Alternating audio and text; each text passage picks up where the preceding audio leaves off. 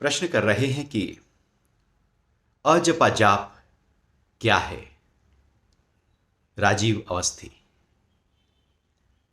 अजपा जाप पूरे ब्रह्मांड में यदि हम बहुत ही गहराई से अनुभव करें तो एक ध्वनि हमेशा गुंजायमान होती रहती है।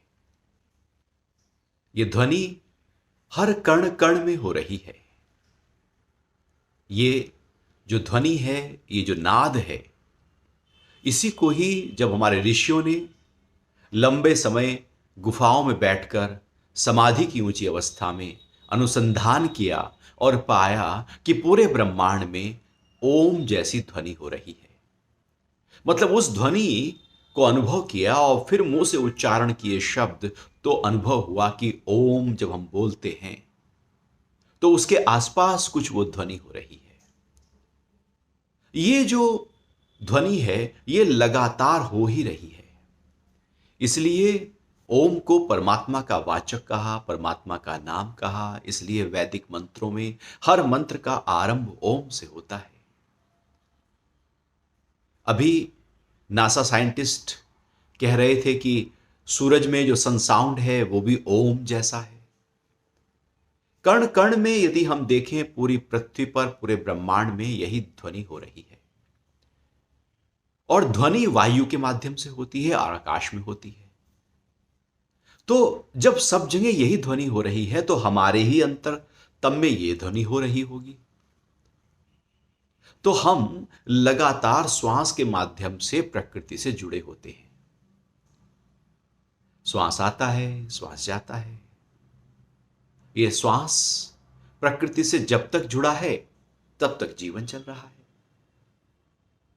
और कभी यदि श्वास टूट जाए, कट जाए तो बस जीवन खत्म है। मृत्यु का मतलब है कि श्वास की डोर टूट जाए, अर्थात प्रकृति से हम जो लगातार जुड़े पड़े हैं वो हमारा जो संबंध है वो कहीं हट जाए। तो ये जो श्वास है, इस श्वास में वही ध्वनि हो रही है। अब श्वास में क्या ध्वनि हो रही है? तो श्वास में दो क्रियाएं होती हैं, एक सांस भरने की क्रिया और एक सांस निकालने की क्रिया। सांस भरने की क्रिया को प्राण कहते हैं, सांस निकालने की क्रिया को अपान कहते हैं। तो श्वास भरने के साथ भी एक ध्वनि हो रही है, सांस निकालने की क्रिया के साथ भी एक ध्वनि हो रही है। यूं तो बाकी हर ध्वनि हम उच्चारित करते हैं, लेकिन यह ध्वनि खुद ब खुद उच्चारित हो रही है। तो आप कभी देखना, श्वास भरें, नाक से श्वास खींचना अंदर, आंख बंद करके, और उसको देखना, बहुत ही बारीकी से उस ध्वनि को अनुभव करना कि जो श्वास भर रहे हैं, इस भरते हुए श्वास से कौन सी ध्वनि पैदा हो रही है। क्या कुछ साउंड है वहां पर बहुत ही सूक्ष्म स्तर पर? अभी आप भरकर देख सकते हैं तो आप अनुभव करेंगे, हां, स जैसी, जैसे सर सर सर स जैसी साउंड के साथ सांस अंदर भरा जा रहा है। और आप बार बार सांस भरकर देखो तो स की ध्वनि आपको अनुभव होनी शुरू हो जाएगी, क्योंकि ये हो ही रही है। और फिर आप सांस को बाहर निकालकर बार बार देखना कि सांस बाहर बाहर निकल रही, तो आप पाएंगे, अरे सांस जब बाहर निकाल रहे हैं तो ह जैसी ध्वनि हो रही है। तो श्वास जब भरते हैं तब सो, और जब श्वास निकालते हैं तो ह। अब ये सांस तो 21,600 बार 24 घंटे में आता जाता है। इसका मतलब यह हुआ कि ये जो स और ह की ध्वनि है ये 21,600 बार हो रही है। अब जब इन दोनों ध्वनियों को जोड़ा जाता है तो एक मंत्र बन जाता है जिसको सोहम कहते हैं। सो हम। अब ये जो सोहम की ध्वनि है ये लगातार हमारे साथ हो रही है। एक है हम ओम का उच्चारण कर रहे हैं, ओम ओम ओम हम बोल रहे हैं, एक ये तो हुआ जपा जाप, आप जप रहे हैं। हम बात कर रहे हैं अजपा जाप की, जो जपा नहीं जाता बल्कि खुद ब खुद होता है। अब ये जो सो हम है, ये आप जप थोड़ी रहे हैं। इसमें आपका कोई भी योगदान नहीं, आप कोई प्रयास नहीं, कोई एकाग्रता नहीं। ऐसा नहीं कि आप जपेंगे तो ये होगा, और ऐसा भी नहीं कि आप सांस लेंगे तो सांस जाएगा, क्योंकि ये तो अनैच्छिक क्रिया है, स्वतः हो रही है। जीवन को जी जाने के लिए जो महत्वपूर्ण चीजें हैं वो स्वतः होती हैं। सांस अपने आप आती जाती है, हृदय अपने आप धड़कता है, मस्तिष्क अपने आप कार्य करता है, सब कुछ अंदर अपने आप हो रहा है। परमात्मा ने ये थोड़ी कहा है कि भैया देखो, तुम्हें सांस लेना है, जब तक तुम सांस लोगे तो तुम्हारा जीवन चलता रहेगा। तो फिर तुम सांस ही ना ले पाए, हम कोई और काम ही ना कर पाए, क्योंकि सांस लेना है। जैसे आप कार खरीदते हैं तो आपको पता है आप पेट्रोल डलवाओगे तो चलेगी, नहीं डलवाओगे तो खड़ी रहेगी। ऐसे परमात्मा ने जो जीवन को चलाने का महत्वपूर्ण कार्य है वो अपने पास रख लिया, वो स्वतः क्रिया में डाल दिया। श्वास की जो क्रियाएं हैं वो अपने आप होती हैं। इन होती हुई क्रियाओं में, इस प्राण और अपान की क्रिया में सो हम का जाप हो रहा है। इसी को अजपा गायत्री कहते हैं, अजपा जाप कहते हैं। अब क्या मतलब है इस सोहम का?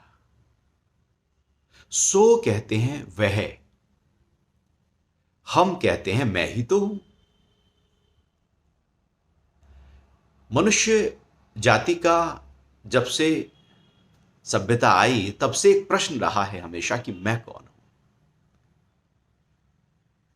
यह प्रश्न बहुत ही गहरा प्रश्न है, और जब हम बाहर के व्यापार में, बाहर के धन में, दौलत में, पद में, प्रतिष्ठा में अपने आप को उलझाए रखते हैं, तो जो महत्वपूर्ण प्रश्न है उससे अपने आप को हम हटाए रखते हैं। जानने आए थे कि मैं कौन हूं, और हमने कुछ बाहर की बातों को कहा कि यह मैं हूं। आप किसी व्यक्ति से मिलें, जब वो अपना परिचय देगा तो वो कहेगा मेरा नाम ये है, मैं इस कंपनी में ये कार्य करता हूं, ये पद है, ये प्रतिष्ठा है, यहां पर ये है, ये मेरा परिवार है, ये मेरा धन दौलत है। वो कुछ बाहर की बातें गिनाना शुरू कर देगा और कहेगा ये मैं हूं। हम भी जब अपना परिचय देते हैं तो बाहर की ही बातें तो गिनाते हैं और कहते हैं कि ये मैं हूं। क्या वो हम हैं जो हम अपना बायोडाटा में लिखते हैं? नाम लिखा, बाहर से मिला था, कुछ भी मिल सकता था। यह शरीर बदलता रहता है, यह पद अभी है चला जाएगा, धन चंचला है, लक्ष्मी चंचला है, आज जितना है कल बदल जाएगा। तो बाहर जिस पर आपने कहा कि ये मैं हूं, तो वो तो असलियत में हम है ही नहीं। वो तो बाहर की चीजें थी, कल बदल जाएंगे तो क्या मैं बदल जाऊंगा? मैं तो जू का त्यों हूं ना। चीजें आती हैं जाती हैं, नाम आप बदल लो, पेपर में इश्तेहार डालो, कल को मेरा नाम राम नहीं श्याम होगा तो आप श्याम नाम से जाने जाओगे। तो आपने ये क्यों पक्का कर लिया कि ये नाम ही मैं हूं? मैं पक्का कर लूं कि सुरक्षित ही मैं हूं, तो इसका मतलब हुआ कि उसके परे जो चीजें हैं उसको मैंने नकार दिया। ये जो नाम है, ये जो बाहर की चीजें हैं, ये केवल एक संपर्क साधने का माध्यम है, जिससे लोग मुझे इस नाम से पुकार सके, जान सके, व्यवहार कर सके। उतना तक काफी है, जैसे जेल में एक कैदी का नंबर होता है। ऐसे बाहर की ये सब जो आइडेंटिटी है, ये बाहर तक है। तो एक प्रश्न अंदर हमेशा खड़ा रहा कि मैं कौन हूं, और उसी प्रश्न का उत्तर वेद, उपनिषद, धर्मशास्त्र, अष्टावक्र गीता, ब्रह्मसूत्र, गीता, दर्शन, सारे जितने भी आध्यात्मिकता के ग्रंथ हैं, दर्शन के ग्रंथ हैं, वो सब कहीं ना कहीं हमको अपने ही होने का एहसास कराने में लगे हुए हैं, इसी उत्तर को दे रहे हैं। हर ऋषि, हर गुरु आपको यही उत्तर दे रहा है कि आप कौन हैं। जो हैं उसको अनुभव करो, जो नहीं है उसको हमने कहा ये मैं हूं, तो उसको छोड़ो। गलत पकड़ हमने पकड़ ली। जहां जुड़ना था वहां न जुड़कर जहां नहीं जुड़ना था वहां जुड़ गए, इसलिए सारा दुख है, इसलिए सारी परेशानी है, इसलिए कोलाहल है। जीवन की सारी हलचल का कारण यही तो है। और क्या कारण है? जो मैं नहीं वहां पकड़ लिया, उसको मैंने कहा मैं। तो ये जो अजपा गायत्री है, अजपा जाप है, सो हम, सो हम, वह जो परमपिता परमात्मा पूरे ब्रह्मांड में व्याप्त है, जो कण कण में व्याप्त है, जो बाहर भी है तो भीतर भी है, जो भीतर भी है तो बाहर भी है, जो हर जगह है ही है, वही मैं हूं। मैं परमात्मा का ही अंश हूं। मैं कुछ और नहीं और वो कुछ और नहीं। जब हम अपने इस अजपा जाप में अपने आप को लीन कर देते हैं तो उसी का ही हिस्सा हो जाते हैं। और जब हम यहां से हटकर अब हम कहते हैं मैं ये अमुक हूं, तो हम उससे अपना मुख मोड़ लेते हैं। अब हम कुछ और हो जाते हैं। अब उसका हिस्सा होते हुए भी नहीं होते है, लेकिन नहीं है, क्योंकि हमने वहां से मुख मोड़ लिया। और यदि मुख उस तरफ कर लिया तो उसी का ही हिस्सा है।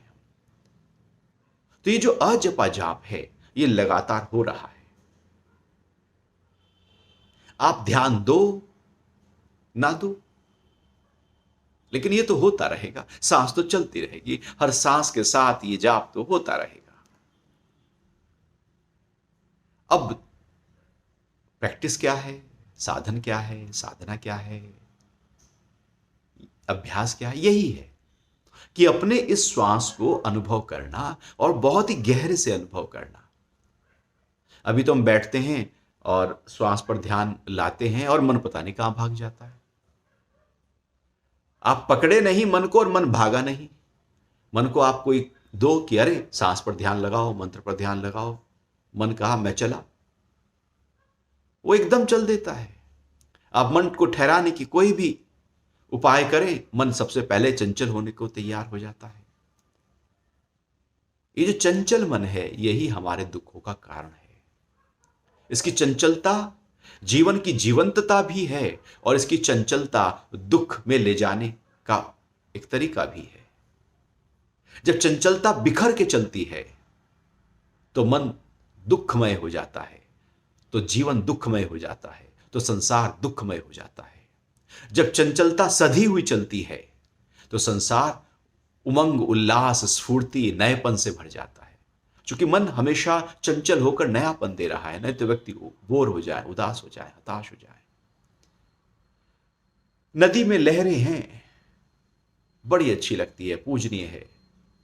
दंडवत प्रणाम करते हैं मां गंगा को, स्नान करते हैं, अर्चन करते हैं, पूजा करते हैं, अर्घ देते हैं, आचमन करते हैं, मां की तरह उसको पुकारते हैं। क्योंकि वहां पर उसकी लहरें एक सुकून दे रही है। और यदि बाढ़ आ जाए अलकनंदा में ऊपर, वही मां गंगा, गंगा नदी अब अपने किनारों को तोड़कर शहर की तरफ बहने लगे। लहरें तब भी थी, लहरें अब भी हैं। वो लहरें सधी हुई लहरें थी जब किनारों के साथ बह रही थी। अब लहरें बिखरी हुई हैं जो किनारों को तोड़कर बह रही हैं। उसको बाढ़ कहते हैं। और उस बाढ़ में ऊपर का बहुत ही गदला पानी, कंकर, पत्थर, शिलाएं, पेड़ पौधे, न जाने क्या क्या बहकर चला आता है। न जाने कितने मवेशी बह जाते हैं, व्यक्ति बह जाते हैं। अब वो पूरी तरह से अपनी पवित्रता को, पवित्र तो है लेकिन उसने बहुत सारी चीजें वहां पर ऐसी समाई हैं कि उसको अपवित्र कर दिया है। जैसे लोग गटर खोल देते हैं, ऐसे ही हम भी, मन जब शुद्ध रूप से चंचल होता है तो वह हमें आत्म भाव की तरफ, शांति की तरफ ले जा सकता है। लेकिन जो अशुद्ध होकर बहता है तो वो दुखों की तरफ ले जाता है। मन की चंचलता पूरी तरह से शांत कर देने के लिए, एकदम स्लेट को साफ कर देने के लिए अजपा गायत्री, अजपा जाप पर ध्यान लगाया जाता है। अपने मन को श्वास के आने और श्वास के जाने पर बस हम देखते रहते हैं। हम बैठे हैं आराम से कहीं, पार्क में बैठे हो आप बेंच पे, तो आंख बंद कर लो, बस देखो सांस। आप बैठे हो, लंच आने ही वाला है, 2 मिनट है आपके पास, बैठ जाओ, श्वास को अनुभव करना शुरू कर दो। आप वॉक कर रहे थे, श्वास को अनुभव करना शुरू कर दो। आप ब्रश कर रहे हो सुबह के समय, ब्रश तो चल रहा है लेकिन सांस भी तो चल रही है। अपने ध्यान को सांस पर भी तो लगा सकते हो, जो हम अपने मन को कहीं और उलझाए हुए हैं। तो दिन भर के कार्यों के साथ चलते हुए श्वास को अनुभव किया जा सकता है। और इसके अलावा बैठ जाओ सुबह को ध्यान में, उतर जाओ अपने साथ, अपने भीतर बैठ जाओ। रात्रि सोने से पहले, संध्या काल में कुछ समय के लिए अपने साथ बैठकर जब हम इन श्वासों की बहुत ही महीनता से, गहराई से अध्ययन करते हैं, तो उसको स्वाध्याय कहते हैं। हर श्वास कब आया कब गया, आया तो सो, गया तो हम, सो हम सो हम। इसको जब उल्टा कर देते हैं इसी जाप को, तो हंस हंस हो जाता है। श्वास निकला तो ह, श्वास भरा तो स। तो यदि हमने सांस के भरने से प्रारंभ किया, आंख बंद की, बैठ गए और मंत्र का जाप, ध्यान श्वास भरने से प्रारंभ किया, तो जाप हो जाएगा सोहम सोहम। और यदि श्वास निकालने से प्रारंभ किया, तो जाप हो जाएगा हंस हंस हंस।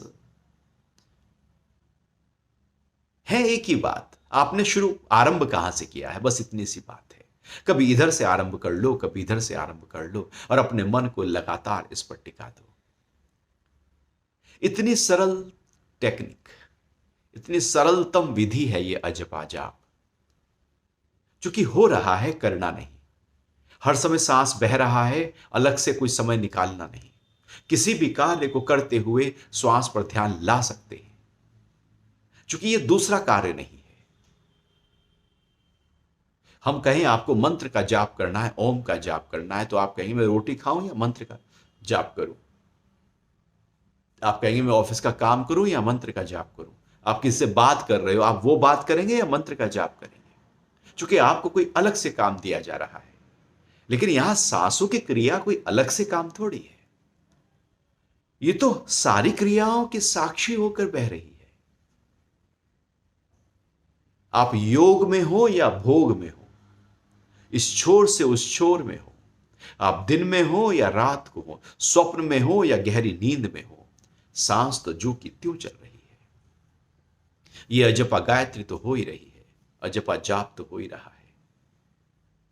तो अजपा जाप को जो श्वासों के साथ बह रहा है, यदि हम इस पर प्रैक्टिस करना शुरू करें, तो आप पाएंगे अंदर कुछ आमूल चूल परिवर्तन आपके व्यक्तित्व में आने शुरू हो जाएंगे।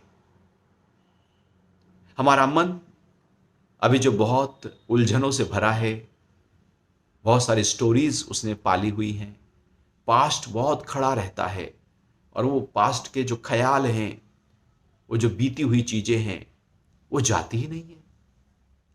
किसी ने कुछ कह दिया था तो याद करते रहते हैं, कुछ घटना दुखद घट गई थी तो याद करते रहते हैं। या फिर मन चला जाएगा भविष्य में, तो वहां पर कोई डर ले आएगा, कोई लोभ ले आएगा, कुछ प्लानिंग ले आएगा, कुछ कल्पना ले आएगा, और कुछ हम बस उसी में ही उलझे रहेंगे। मन ऐसे ही उलझा रहता है, इसका काम उलझना है। 24 घंटे में 50 से 60 हजार थॉट इस मन में आ जाते हैं, चले जाते हैं। और ये थॉट्स यदि बिखरे हों, और हमने किसी बिखरे थॉट्स को पकड़ लिया हो, तो हम बिखर जाते हैं। दुख के विचार को पकड़ने से डिप्रेशन पैदा होता है, इरिटेशन के विचार को पकड़ने से क्रोध पैदा होता है। ऐसे ही हम अनेक विचारों को पकड़कर हम जो हैं वो भूल जाते हैं, और वो जो विकार है वही हम बन जाते हैं। जीवन में सारा तनाव, सारा क्रोध, सारा उद्विग्नता, सारी हलचल, सारी ईर्ष्या, जलन, निंदा, अहंकार से भरे हुए शब्द, इसकी चुगली उसकी चुगली, वो जो हमारा मन तलाश रहा है इन चीजों को, नकारात्मकताओं को, उससे यदि मन को दूर करना है तो मन को कुछ अच्छा देना होगा, कुछ बड़ा देना होगा, कुछ बेहतर देना होगा, कुछ पवित्र देना होगा, कुछ पावन देना होगा, कुछ ऐसा देना होगा जिससे मन को ताकत मिले, बल मिले, शक्ति मिले, ऊर्जा मिले, शांति मिले, ठहराव मिले, हल्कापन मिले। कुछ तो दो मन को, नहीं तो मन अपने आप ढूंढेगा, और जो वो ढूंढेगा तो उल जुलूल बातें ढूंढेगा। आप देखना, बैठ जाओ कभी अपने मन के साथ, क्या हम प्रसन्न होकर उठते हैं? मन तो दुख की बात किसी ख्याल में हमें फंसा देगा, अटका देगा। क्योंकि वो अपने आप कुछ लाता है तो गंदगी लाता है, कचरा लाता है, चित्त में पड़ा हुआ कुछ इंप्रेशंस लेकर आएगा, कुछ लहरें लेकर आएगा, कोई वृत्ति लेकर आएगा, कोई पास्ट और कोई फ्यूचर। हमें मन को कुछ देना है। तो ऋषि कहते हैं, जपा जाप दे दो, सबसे ऊंचा मंत्र दे दो, और इतना ऊंचा मंत्र जो हमें सीधा जोड़ दे अपने ही स्वरूप से और उस परम तत्व से।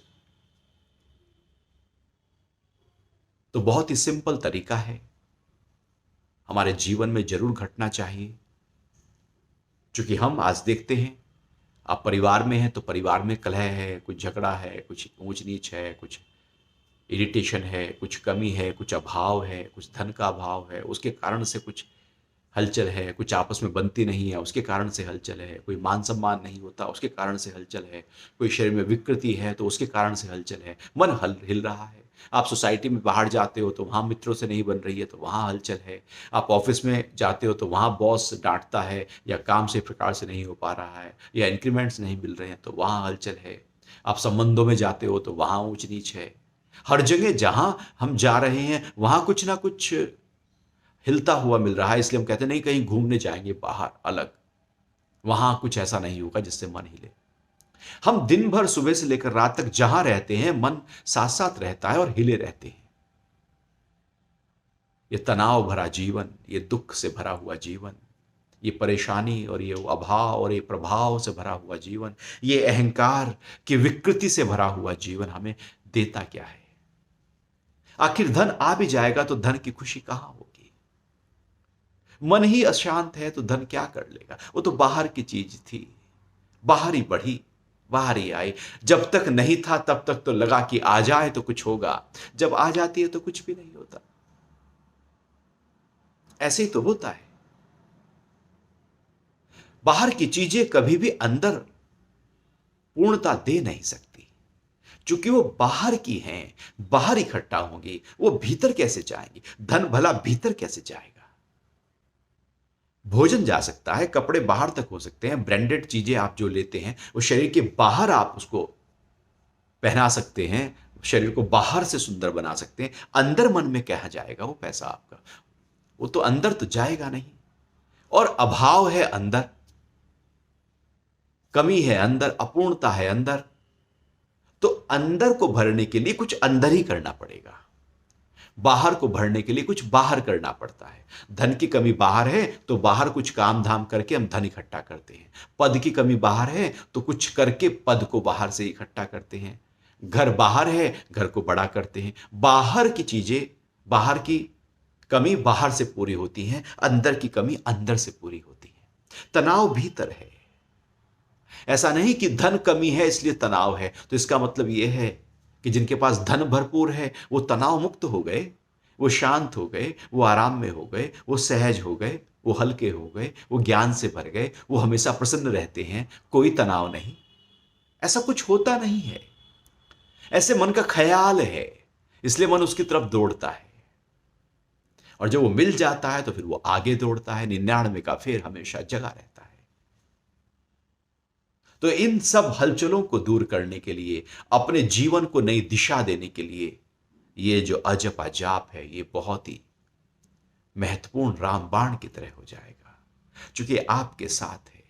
बस इसको दीक्षा ही समझो कि हम अपने हर श्वासों के साथ इसको अनुभव करने की कोशिश करेंगे। अन्यथा 10-15 मिनट के लिए बैठ जाओ अपने साथ। हम इतने भी गए बीते नहीं, हम इतने भी गरीब नहीं, इतने भी हम लाचार नहीं कि 10-15 मिनट अपने लिए दे सके। आखिर 24 घंटे में अपने लिए कितना समय हम दे पाते हैं? आप देखो, क्या हम 10 मिनट दे सकते हैं? हम नहीं दे सकते। आप बैठो 10 मिनट के लिए। 10 मिनट तो बहुत दूर की बात है, आप बैठे ही नहीं कि काम याद आ जाएंगे, मन कुछ कह देगा।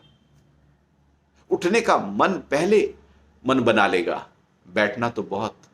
लेकिन जब बैठते रहते हैं, करत करत अभ्यास के जड़ मत होत सुजान, तो अपने लिए जब समय देने लगते हैं तो अंदर से भरने लगते हैं, पूर्ण होने लगते हैं, ठहरने लगते हैं, अंदर से तृप्त हो जाते हैं, कंटेंट हो जाते हैं, संतोष के भाव में हम अंदर आ जाते हैं, चूंकि अंदर से जुड़ गए हैं। और बैठकर फिर इस अजपा जाप को अनुभव करना शुरू करो। करना नहीं है जाप, हो रहा है, अनुभव करना है। मन को लीन कर दो, बुद्धि भी यहीं पर टिक जाए, प्राण भी पूरी तरह से सधे हुए बहें, तेल धारावत बहे। ना लंबा खींचना है, ना छोटा करना है। जैसे वो आ रहा है, जैसे वो जा रहा है, बस उसका अनुभव करते रहना है।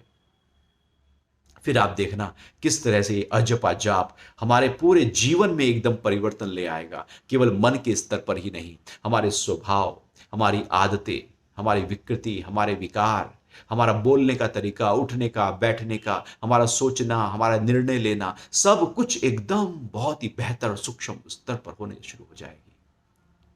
और फिर ये धीरे धीरे अभ्यास हमारे चित्त में पड़े हुए संस्कारों की सफाई करना शुरू कर देगा, पुराने इंप्रेशंस को हटाना शुरू कर देगा, अंदर की वासना और विकारों की सफाई शुरू हो जाएगी, और एक अंदर से एक सुकून, एक शांति का अनुभव आप करते जाएंगे। जैसे जैसे आप डुबकी लगाते जाएंगे इसमें, वैसे वैसे आप, चूंकि गहरे पानी बैठ, भीतर गहरे में उतरना है, मोती नीचे गहरे में मिलेंगे, खजाना गहरे में होता है, भीतर भी खजाना है जिसको बाहर ढूंढा जा रहा है, आनंद और शांति और प्रेम को, वो भीतर पहले से ही है, मुक्त पहले से ही है। मुक्ति आती जाती नहीं, है ही है, बस उसको अनुभव करना है। तो ये अजपा जाप मदद करेगा हमारे ही स्वरूप के लिए, या मदद करेगा कैसे परिवार में जिया जाए, कैसे परिवार में सौहार्दपूर्ण वातावरण किया जाए। ये मदद करेगा आपके कार्य कैसे बहुत ही कर्म कुशलता के साथ हो, योगः कर्म सुकौशलम।